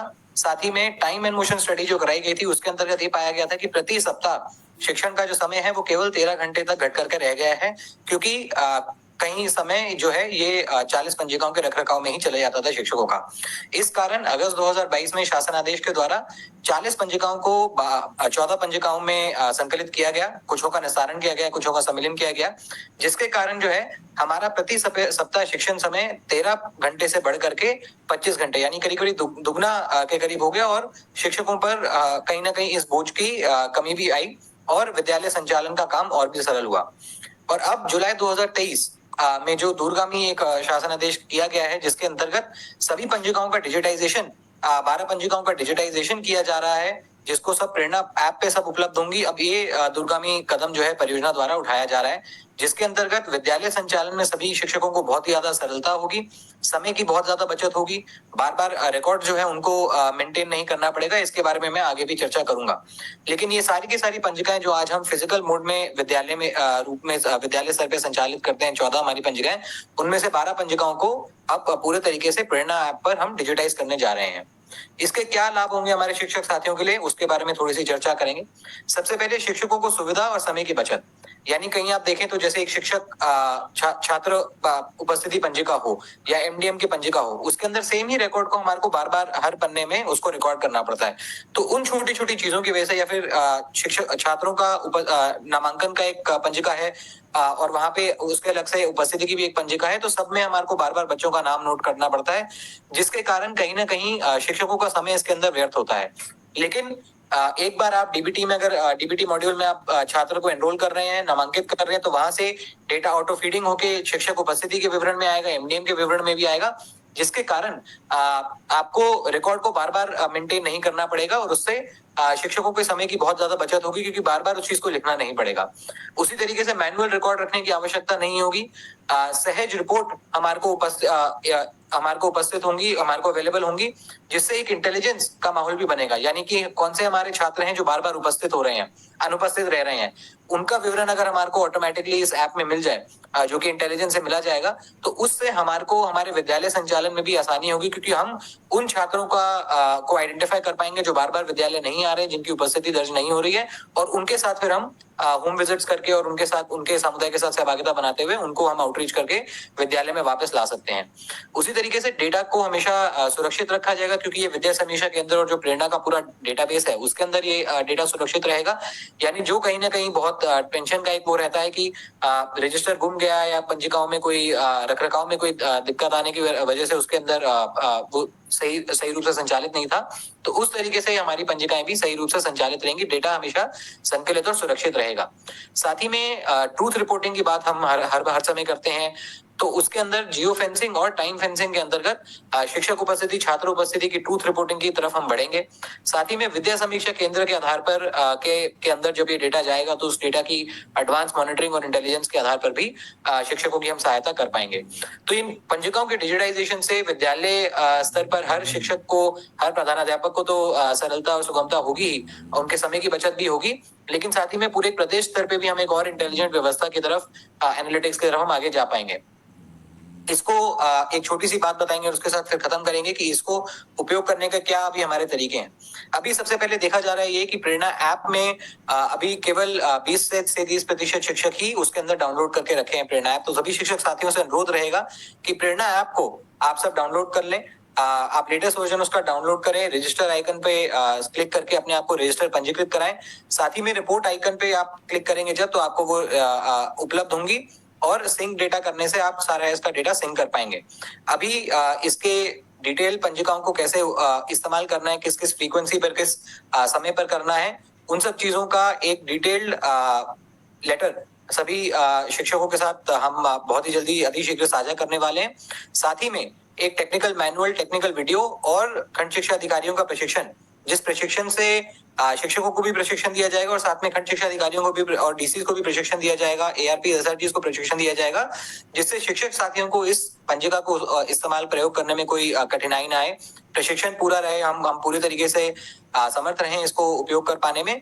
उसके लिए हम उसका टेक्निकल मैनुअल, टेक्निकल वीडियो और एक डिटेल लेटर के माध्यम से, गाइडलाइंस के लेटर के माध्यम से आपके साथ अतिशीघ्र साझा करके इसके प्रयोग करने का प्रोसेस आपके लिए सरल करेंगे। आखिर में बस ये बात कि पूर्व से जो हमारी पंजिकाएं संचालित की जा रही हैं, उन सबको अभिलेख के रूप में हम प्रधानाध्यापक के कक्ष में सुरक्षित रखेंगे, क्योंकि अभी एक लेटर आने से ही ये हमारी डिजिटल पंजिकाएं लाइव हो जाएंगी। तो यही हमारा इस डिजिटल रजिस्टर्स पे हमारा प्रस्तुतिकरण था। अनुरोध करूंगा वसुंधरा जी से कि इस सत्र को आगे बढ़ाएं।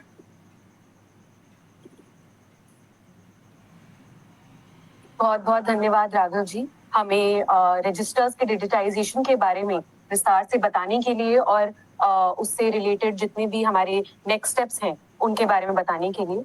आखिर में मैं इस गोष्ठी को समाप्त करते हुए सबसे पहले पूरी गोष्ठी के को समराइज करते हुए उसके मुख्य बिंदुओं के बारे में आपको बताना चाहूंगी। सबसे पहला है ऑपरेशन कायाकल्प का प्रभावी क्रियान्वयन। अपने जनपदों में ऑपरेशन कायाकल्प का विद्यालयों में प्रभावी क्रियान्वयन करना।